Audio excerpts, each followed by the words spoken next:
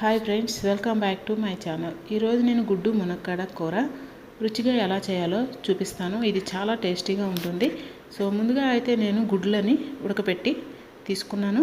వీటిని మనం మధ్యన ఘాట్లు పెట్టి పక్కన పెట్టుకోవాలండి. ఇప్పుడు 3 మునక్కాడలని కట్ చేసి వాటర్లో వేసి శుభ్రంగా కడిగి పక్కన పెట్టుకోండి. అలాగే 3 టమాటాలను తీసుకోవాలి. ఈ టమాటాలని మనం కట్ చేసి మిక్సీ జార్లో వేసుకున్నాక ప్యూరీని చేసుకోవాలి. ఈ టమాటా ప్యూరీ అనేది ఈ విధంగా చేసుకోవాలి. చేసి పక్కన పెట్టుకోండి. ఇప్పుడు మనం స్టవ్ వెలిగించి కడాయి పెట్టుకొని 2 టేబుల్ స్పూన్ల ఆయిల్ అనేది యాడ్ చేసుకోవాలి. ఈ ఆయిల్ కొద్దిగా హీట్ ఎక్కిన తర్వాత చిటికెడు పసుపు వేసి మనం ఉడకపెట్టుకున్న గుడ్లని వేసుకోవాలి.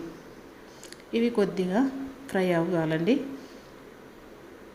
లైట్గా ఫ్రై అయితే సరిపోతుంది.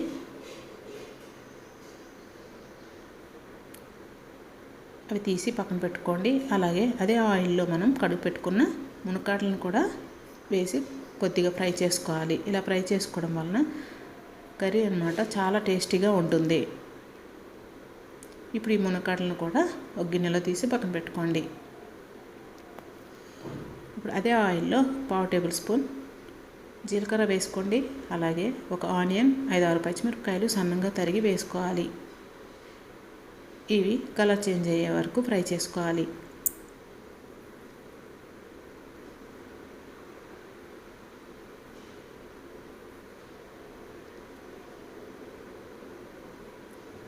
ఇవి ఇలా కలర్ చేంజ్ అయిన తర్వాత దీనిలో మనం టమాటా ప్యూరీని యాడ్ చేసుకోవాలి.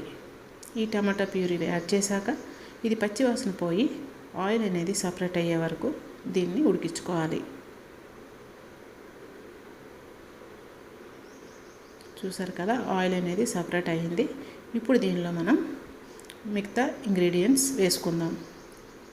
ఇప్పుడు రుచికి సరిపడా సాల్ట్, 1/2 టేబుల్ స్పూన్ వరకు జీలకర్ర పొడి, 1/2 టేబుల్ స్పూన్ ధనియాల పొడి, అలాగే 1 టేబుల్ స్పూన్ కారం,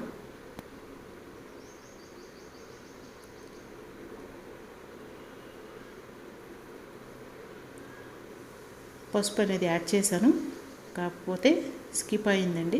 1/2 టేబుల్ స్పూన్ వరకు పసుపు అనేది యాడ్ చేసుకోండి. ఇది 2-3 నిమిషాల పాటు దీన్ని ఒకసారి బాగా కలుపుకోవాలి.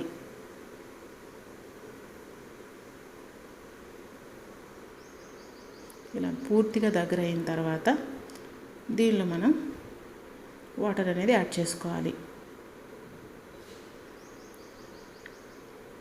మీకు కొద్దిగా గ్రేవీ పలచగా కావాలనుకుంటే కొద్దిగా ఎక్కువగానే వాటర్ అనేది యాడ్ చేసుకోండి. లేదు దగ్గరగా కావాలనుకుంటే కొద్దిగా వాటర్ అనేది తక్కువగా వేసుకోండి. చూసారు కదా, ఈ కన్సిస్టెన్సీ ఉండేటట్టు చూసుకోండి.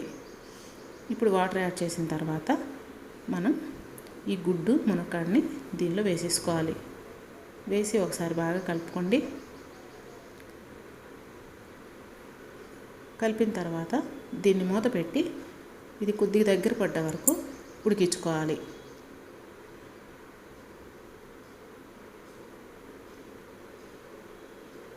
చూసారు కదా, మనకి కర్రీ అనేది దగ్గర పడింది. దీన్ని ఒకసారి కలుపుకోవాలి. ఇది చాలా రుచిగా ఉంటుందండి. ఇప్పుడు మనం దీనిలో సాల్ట్ అనేది సరిపోయిందో లేదో చూసుకొని సాల్ట్ అనేది అడ్జస్ట్ చేసుకోండి.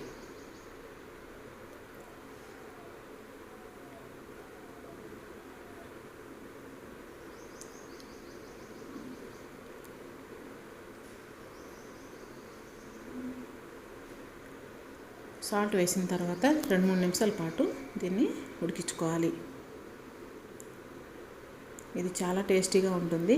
మీరు ఒకసారి ట్రై చేయండి ఫ్రెండ్స్. మరి మీకు కానీ ఈ వీడియో నచ్చినట్లయితే లైక్ చేసి షేర్ చేయండి. అలాగే కామెంట్ చేయడం మర్చిపోవద్దు. సో ఇప్పుడు చివరిగా మనం కొత్తిమీర అనేది వేసుకుందాం. ఈ కొత్తిమీర వేసి 2 నిమిషాల పాటు ఉడికించి స్టవ్ ఆఫ్ చేసేయడమే. అంతే అండి, ఎంతో టేస్టీగా ఉన్న గుడ్డు మునక్కాడ కర్రీ రెడీ అయిపోయింది. మరి మీకు నా వీడియో నచ్చిందా? అయితే సబ్స్క్రైబ్ చేసుకోండి. అలాగే మరిన్ని వీడియోస్ కోసం పక్కనున్న గంట సింబల్ని క్లిక్ చేయండి. మీకు ఈ కర్రీ అనేది ఎలా కుదిరిందో కామెంట్ రూపంలో తెలియజేయండి. అంతే. Bye friends, thank you for watching.